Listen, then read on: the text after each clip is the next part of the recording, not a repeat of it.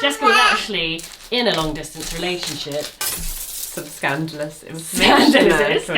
Hello, lovely people. Today, we are once again stepping into our very official, very qualified roles as your lesbian mothers. In this series, we answer your deepest, juiciest, occasionally slightly chaotic life questions, this time specifically from the members of the Kellgren-Fozard Club here on YouTube. Hi, clubbies! We're going to answer them with love, honesty, possibly a little bit of oversharing. So, whether you are questioning, in love, heartbroken, or just nosy, welcome home. You too can become a member of the club simply by clicking the join button below. It's next to subscribe, but you're already subscribed, right?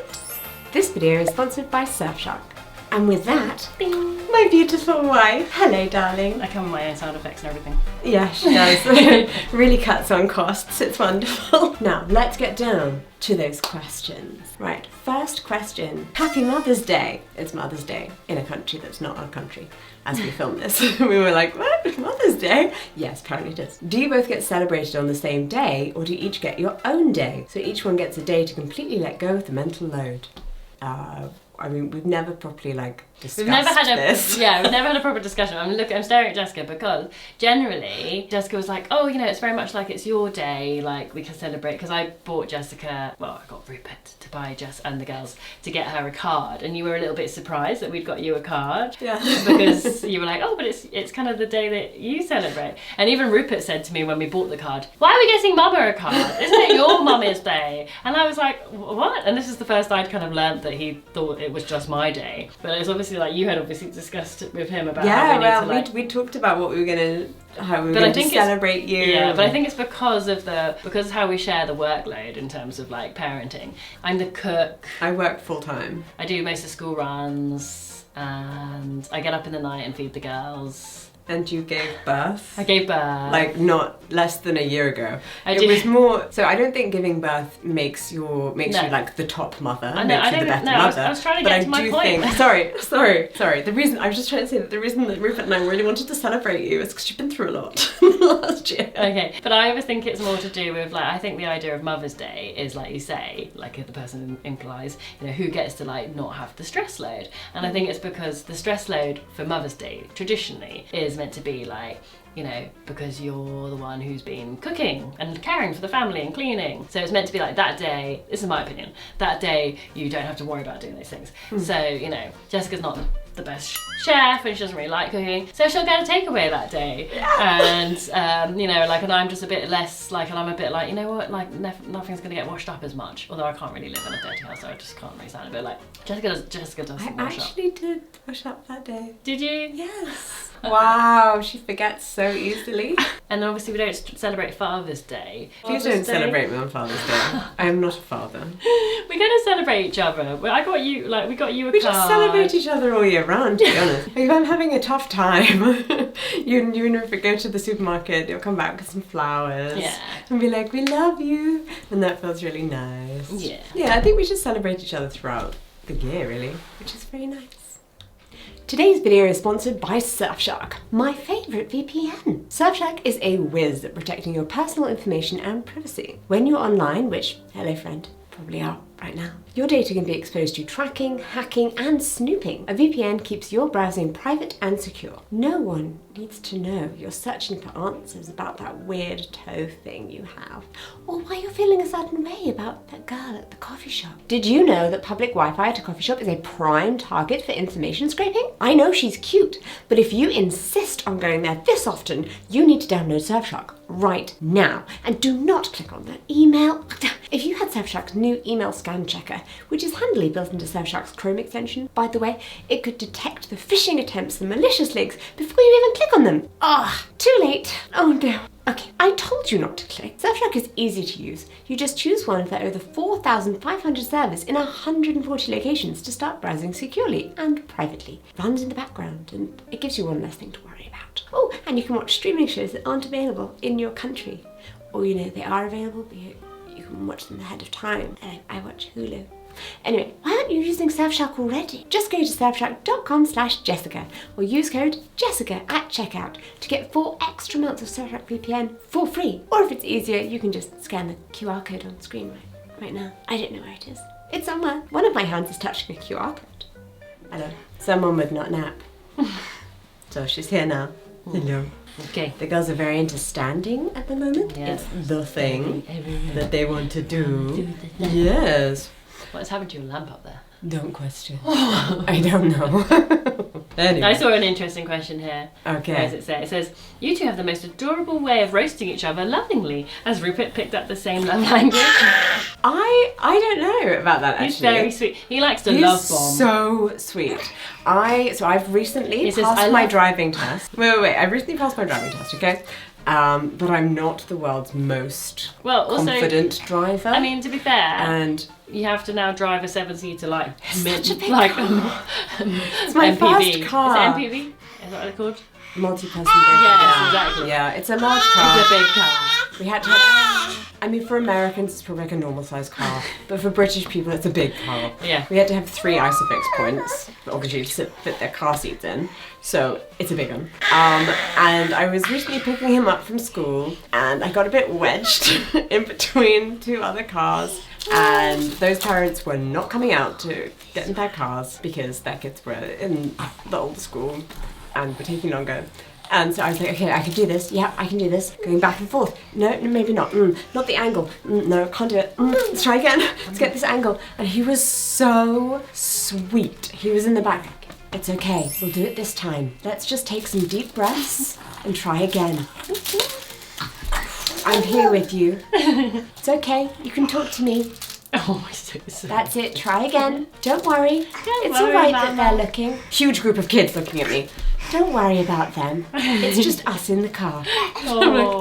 Okay. But it's nice when you hear that, because then you realise it's just your parenting. It's your parenting. Yeah. And then eventually I reversed into a bush. It was a bit It more was than like a a bush. really hard bush. It was like a tree. It looked soft on the outside, but inside it had this big, thick stump. It made our car soft. It has dented the back of our car, which is now going in for a repair tomorrow. Anyway, so I did that, and I was like, oh no! And I put it to drive, and I went forwards, and this big group of kids were like, whoa, look at that car! Oh my, and wow, it's us guys! And Rupert was in the back like, Yeah, that's him.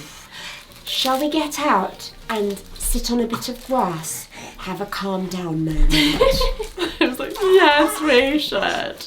Yeah. So yeah, He does sometimes say some like sort of like cheeky things, like, doesn't he? Like, but I can't think of any examples now, which he probably does get from how we talk to each other sometimes. Yeah, but like in a loving way, like his level of cheeky is like the lowest level. Yeah. He thinks that calling someone silly is quite a bad word. That's because we told him it is. Yes, it Don't call people silly unless you're playing a silly game. is. If you play silly billies, it's alright. No, he's a delight, he really is. Yeah. Oh yeah. Someone says, I wanted to ask you if you had any advice for early stages of dating, getting to know one another. What's one thing that's really useful to learn about a potential partner in your opinion? Also, any thoughts on long distance? I've never done long distance. You have? No, I think long distance can work. I'm just saying, like, if you've never met the person, it's a bit more complex. Clara's literally editing this video, so yes, long distance can absolutely Do work. you not want to be catfished? Yeah. I watched a lot of Catfish. Oh. Long distance can absolutely work. I think that sometimes you can get a deeper relationship even because so much of it is based just on your personality and talking. Yeah, and, like, communication. Yeah. You can kind of easily fly through all of the different topics that you should discuss. I think there are 2 camps. So when you're starting to date someone, you can either ask them all of the hard questions, find out everything, their political beliefs.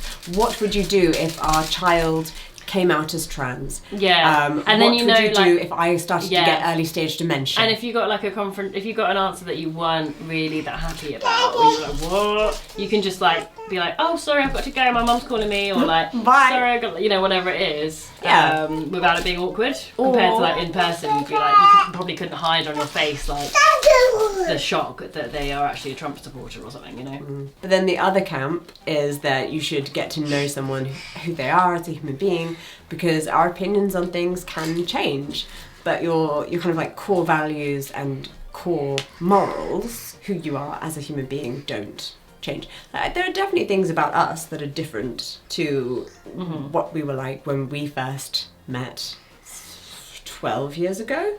We met in 2014. Yeah, 12 years years, ago. 12 years ago. 12 years ago, when we met 12 years ago. Oh my God. Oh, yeah. I don't even know who I am anymore. Apart from Funnily enough, though, you've been saying that every single year, so Yeah. not much has changed.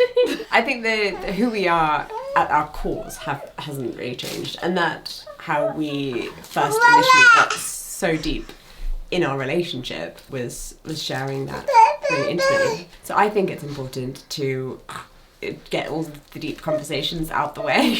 I feel like we did cover things. We did also have like a Quaker, like before, because we got married as a Quaker wedding. We had to have a little meeting, didn't we, with like one of the elders, and he asked us questions like that we had actually already discussed, and he was like, "Oh, you have already discussed this stuff," but it would probably be helpful that some people might never have discussed those things, like, you know, well, right now you're young and you obviously find each other very attractive. What would you like? Do you think that's always like what makes you think? What about when the attraction's gone? What about when the attraction goes? What do you love about your partner? Like, and things like that. And so you had to like actually verbalise that out loud, which surprisingly a lot of people might not have actually thought to sit down and do that. Yeah, I think dating, the most important thing that you're looking for is somebody who makes the rest of your life joyful every day. The two of you can together have, you can laugh every single day, you can get through difficulties together, and you can get through problems. And that kind of the tick list of like, oh, they need to be this height, they need to have this colour hair, isn't really that important. And like, oh, they need to like this music. Do they? No, and that changes as well. When I was dating and like when I met Jessica and stuff, I could tell one of the things I'd look for, without realising that's what I was looking for, but it tells you a lot about someone, is how they interact with people not yourself. So like if you go out for a date and you go for dinner, how does that person interact with like the wait staff or just random people who are like, do they open the door for people? Do they like make conversation with people in a friendly way? Like you can really tell quite a lot by someone. I had an amazing date once that I was like, this is great, this is so good, oh, she's fabulous, she's amazing, and at the very end she treated the taxi driver like dirt,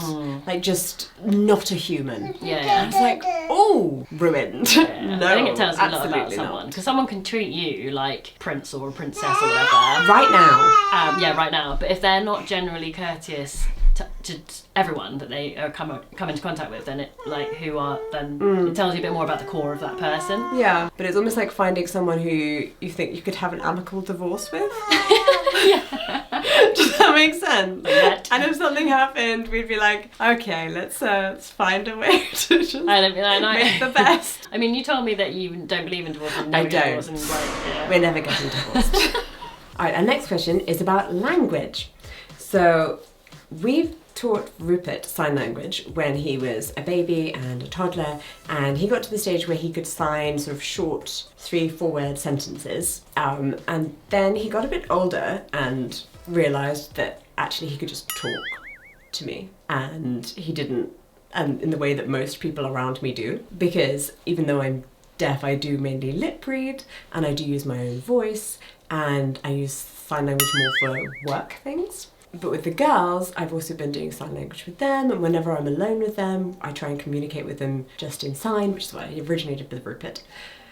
And their communication, I think, is like they were premature, so their communication is a little bit further behind where Rupert was at their age. But I think it's closer to their adjusted age is closer to where he was at this point. But they are coming along really well. But what's really interesting is that being twins does affect, I think, their sign language, because they have signs and ways that they will speak to each other. Like, we've always done the signs for mummy and mama being, you have to show it. Yeah, well, I'm mummy, which is like 3 fingers like this for against the head, mummy. And then Jessica is mama, which is also another way to sign mummy or mother. Which is what we taught Rupert and what we tried to teach the girls. And what did the girls come up with, Claudia? So the girls do mama for mama. Well, they kind of just do hands like this, like little like. Because they're babies. Like, it's slightly different from a clap because the hand's a bit further down and it's more intentional. Like mama. Yeah. Mama. The tips. Yeah. And I'm just this. Which I don't know if you can see. Wait, you have to rotate your arm. Like, yeah. Come here. I mean, they can see. They can't see, that was the back of your arm. Claudia has a tattoo. I don't know where you're looking. Claudia has a tattoo on her inner arm. Which the girls think is obviously like the key, important, defining. They're like, tattoo lady, where's she gone? Tattoo, where tattoo? Yeah, we worked out in Malaysia because they kept doing this. And I was like, yeah, if she'd gone somewhere. And then Jessica was like, I think they're talking about you. Where? So Where that's this quite one? funny. Where this one?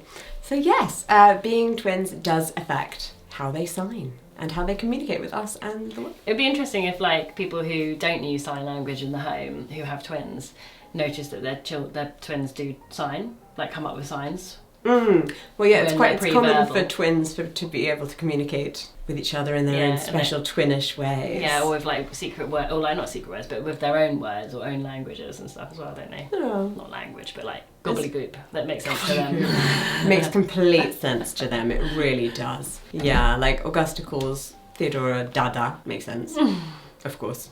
And her sign is just a ta. Yeah. Dada. Ta, ta. Dada. Okay. Before we continue, a quick reminder. We would love to tackle your conundrums too. So don't just tell us in the comments what you would do with each of these questions, but give us some of yours too, and they may just appear in the next video. So this question, I think, is really quite interesting. As a dyslexic parent, how hard do you find supporting Rupert with his reading? I think that's a great question, but I could answer it more from the perspective of a deaf parent as well, because I had to go through all the dyslexia tests when I was a child. I've actually been tested for dyslexia 3 times, because you have to get retested when you go to new schools. Don't know why. And they give you the percentiles, stuff you're really good at, stuff you're really bad at, and I was under 1% for phonological awareness, meaning that when I read, I don't do it by the sounds. So spoken words and written words are just 2 completely separate things to me. Intellectually aware that certain letters together make a certain sound, but I can't necessarily do it or put it together. But I think there are some benefits in that I've had to learn certain ways of reading and writing that are just, these are the rules. This is how it is. So if you put an E on the end of a word, like, it's going to make the vowel say its name rather than its sound. So as I'm reading with him, I can go through and point those type of things out. That I don't think I wouldn't necessarily know if I hadn't had to go through years of dyslexia tuition and being taught to read just using visual cues.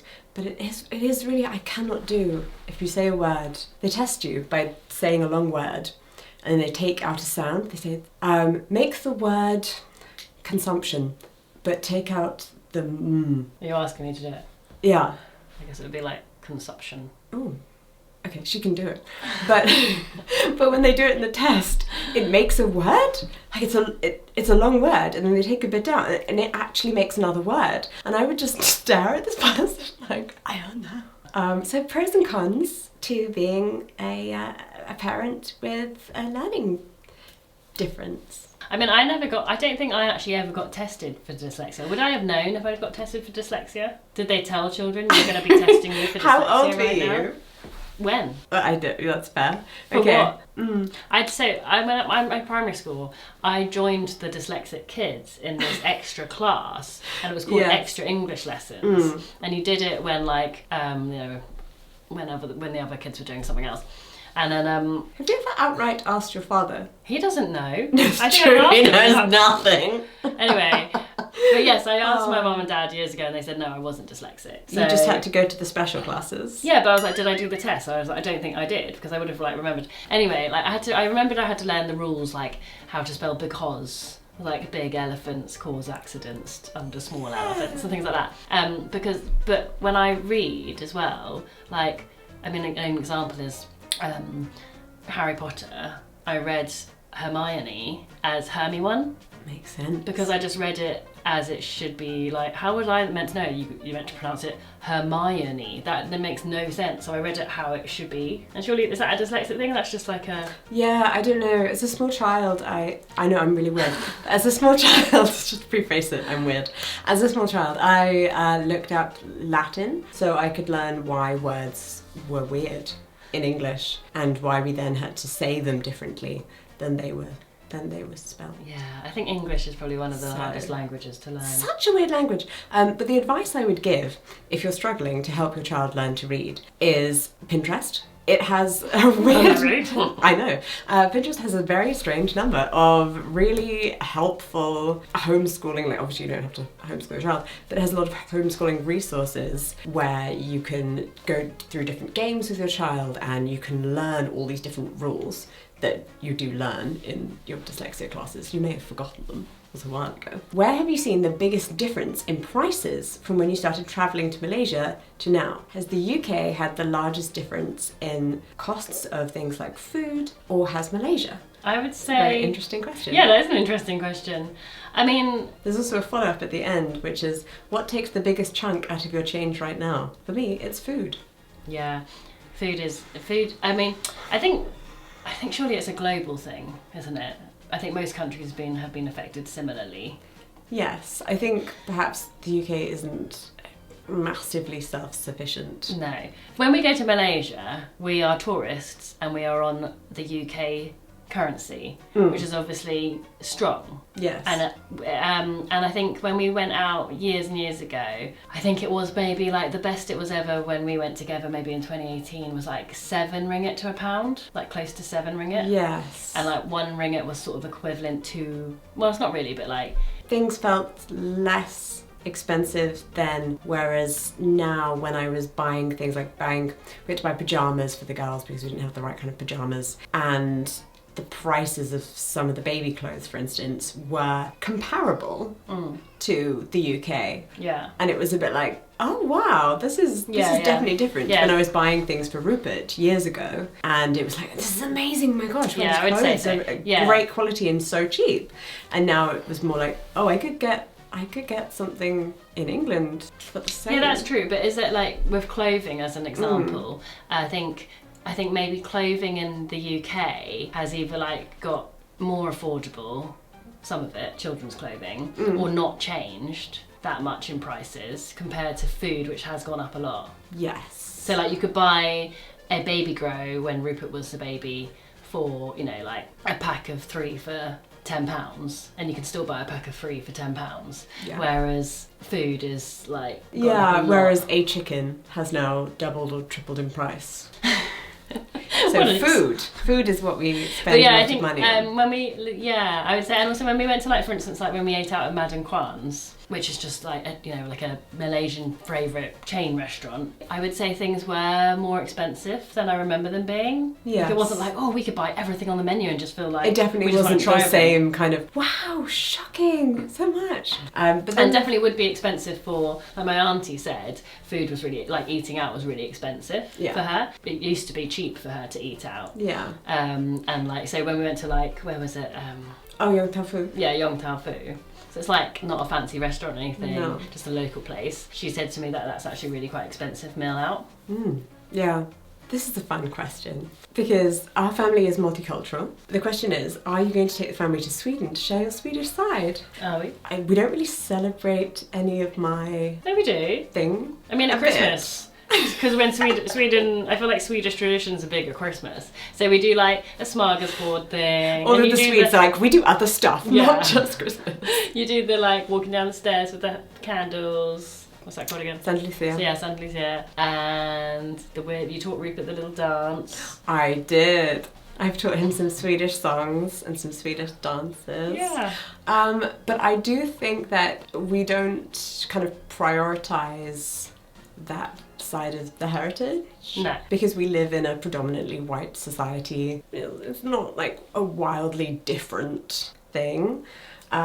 Whereas with his Chinese and Malaysian parts and with the girls as well, and we're talking mainly about Rupert because he's a child and the girls are babies. So their awareness of, they're just like, everything is nice. This is all good. So I think for Rupert, we really want him to just feel proud of the part of him that is the most different. I would like encourage the Swedish part as well. It's just more that that's on you. Like, I feel like that's how much you connect with it and how much you want to pass it down. I don't feel like... Wait! Who arranges Chinese New Year? Who dresses the the kids in the Chinese New Year outfits. Who buys the Chinese New Year books, Claudia? You're further removed from it. Yeah. My mother actually was born and raised in Malaysia and has a lot of family there and came here as a, You're second generation immigrant. Yes, I'm a second generation immigrant. Whereas like you are like I'm a third it generation. was your grandfather who came over. So it is a bit more it's further removed, isn't it? And I think that is more to do with it as well. It's not necessarily how long you've been there. I mean, your family are Chinese, live in Malaysia and have for generations, but they're still very strongly Chinese. Yeah. It's the culture to which you feel the most connected. Yes. I can't remember what the question was now. Went into Sweden when Clara and Evelina are there. My mother was brought up by two immigrants and she definitely felt different living in the UK. Yeah. And for her it was a big thing to go to where her parents had been born and to be like, wow, this is so, this is part of me, this was always part of my story growing up. And I was there for the ride, this is nice. But you've got no family there now that you know I have of. very distant cousins. Yeah. They email. And but yeah, it's different, isn't it? I think so. It's definitely different. So I'm not going to be like, we should go to Sweden because it's your part of your heritage. No, and my Swedish family live in the UK and we see them. Like, we're having a big party this summer. Yes, exactly. So I don't need to go to see them. Yeah, so that's what I mean. Like, you can keep up your the traditions and your and the knowledge of it without actually having to go there. Yeah, my mum and her sisters will still do that drinking song in Swedish. But in England, so it's fine. We hope this video helped, even just a little. And if nothing else, consider this your reminder that you are never alone. Relationships in life can be hard or messy, but they can also be a lot of fun and kind of easy sometimes. Remember, if you have a question for next time, leave it below, and we will see you soon with slightly more sort of unsolicited and off-base but deeply heartfelt advice. Remember, just go to surfshark.com/Jessica or use code JESSICA at checkout to get 4 extra months of Surfshark VPN for free. Or if it's easier, you can just scan this QR code thing. It does make life easier, doesn't it? Love a good QR code. Thank you so much for watching, and I'll see you in my next video. Bye bye.